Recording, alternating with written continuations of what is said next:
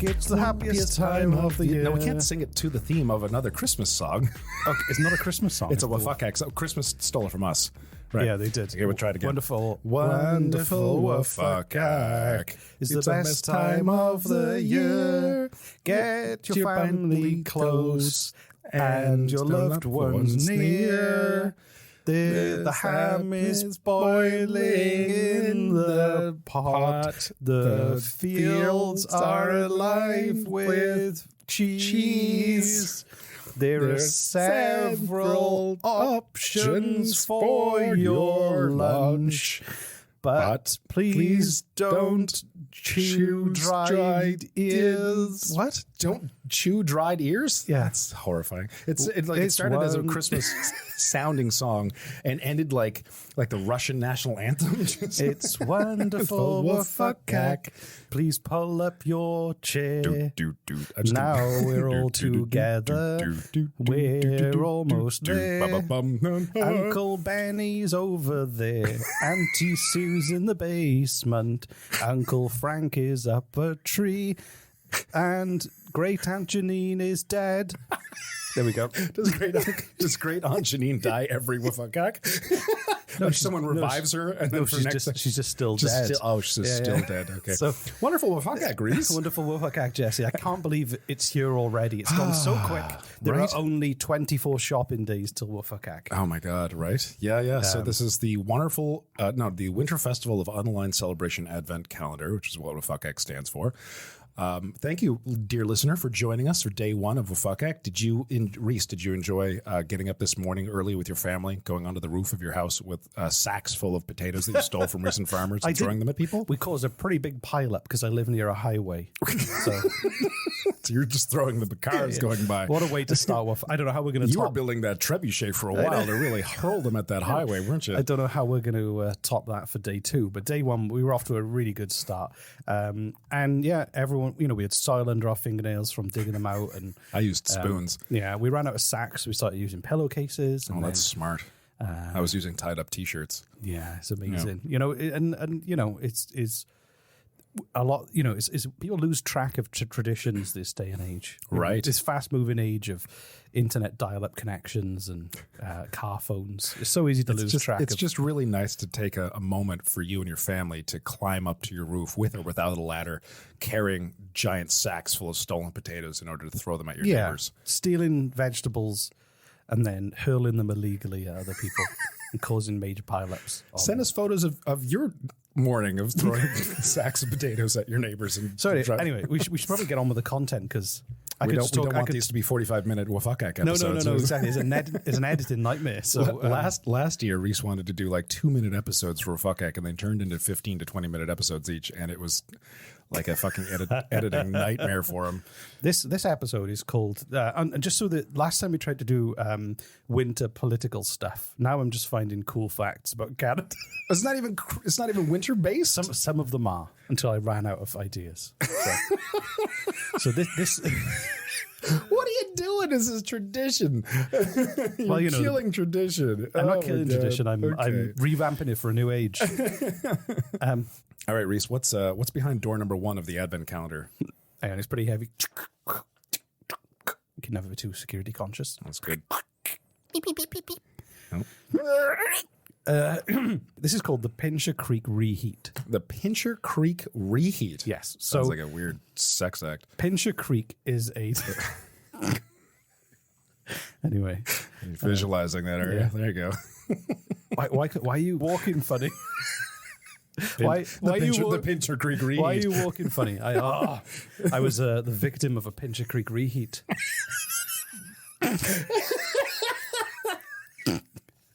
The Pincher Creek is a town in the southwest of Alberta.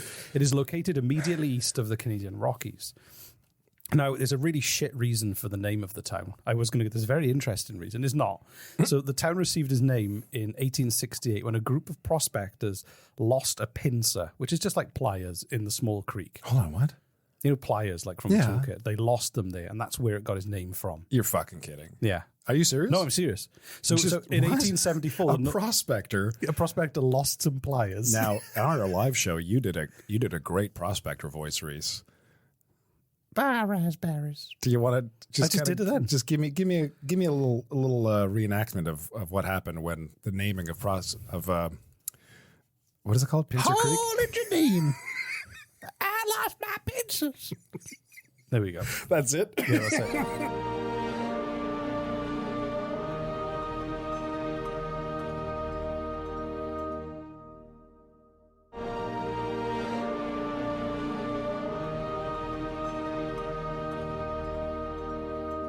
So it was used for trimming the feet of horses. Oh my God! Because nobody likes a tall horse. And in 1874, the Northwest Mounted Police came to the area and found the pincers on the floor. And that's where the name came from. Found the pincers on the floor. Yeah, some rusted pincers. No, next to the creek, and they called it Pincer Creek. And that's where the name came. Anyway, that's not why we're talking about it. That's just a shit. I mean, it's kind of fascinating anyways. Yeah, so the Oldman River and the Castle River there in Pincer Creek act as a funnel for air masses. So with the mountains, what happens is you have the Chinook wind that basically causes rapid heating to happen and extreme wind speed as the air cools and flies down the side of the Rockies over the top of it. So what happened was you can see wind speeds of 50 to 90 kilometers an hour with the most violent wind. Sorry, with the most violent wind being recorded. Getting all teared up there. It's very the most violent wind is 177 kilometers an hour. In 1962, the temperature shifted from minus 19 to 22 degrees in the span of 1 hour. From minus 19 to 22 degrees, so the temperature went up. Yeah, by 41 degrees. This is. Have you heard of Chinooks? That's Chinook. What it is. It was that wind. I lived in Chinooks. I lived in Alberta. I lived in Calgary for a few years, and I first experienced Chinooks there. They're amazing. It's exactly what you're talking about. Just hot air. It'll be like February, middle of February. We'll have a blizzard. It'll be freezing, fucking minus 20, snow everywhere, and then the next day it'll be plus 15 degrees, and all the snow will melt, and you can walk around in a t-shirt. And then the day after that, freezing cold again. Like it's amazing. It is amazing. Yeah, but it can dry out soil and cause plants to go into hibernation too early. Oh, and they trigger flash floods because from the rapidly melting snow, and they're quite common in the winter. So yeah, I thought that was the most extreme temperature change in Canada's history. Was that? A few hours to go from that to that. That is, wow. So there we go. Just in a few hours. Just in a few hours, yeah. Oh, that is, okay, that's impressive as fuck. I know, yeah. So that's, that's the end of day one of WFUCAC. Day one of WFUCAC. So. And what a weird coincidence that you were talking about extreme temperature changes, because if I recall correctly, that's tonight, the night of extreme temperature changes. It is the night of extreme temperature changes. So what you have to do is, if there's no naturally occurring extreme temperature change, the tradition is that you and your family will get 2 large cast iron pots. Okay. One that is just basically go to your local volcano and get some buckets of lava, molten rock. Bring it down. You can get good buckets for like, $5 in Home Depot. Fill them up with lava from your local volcano. Take them, pour them into, add some water. So you have this really hot cast iron pot, and then you have another one with just as much ice as you can find. Just like, and then you just dip in between. You just dip each other using a kind of almost like dip each other into acid and dry ice. Yeah, like a poly system. Not acid, lava. Lava. Sorry. So lava and my bad. And you just, because you would need those extreme temperature changes. And if you don't have access to dry ice or lava, you could just get really close to each other's face and go, yeah, just for hours. Not good advice during a pandemic, but make sure to leave at least one burner free. Okay, this is very important because while day 5 is the ham inhalation day, today is when you first start boiling your ham.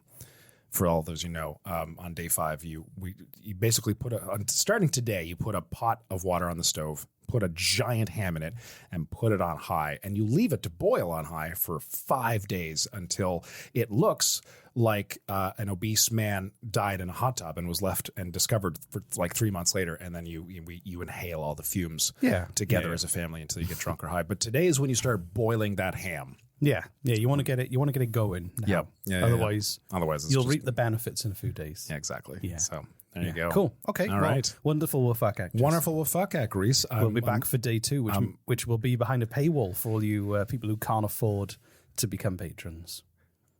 You mean you should? You should be like, try to say it in a little. You're not like positive reinforcement instead of negative reinforcement. It's like, for those of you who can afford it, it's day 2.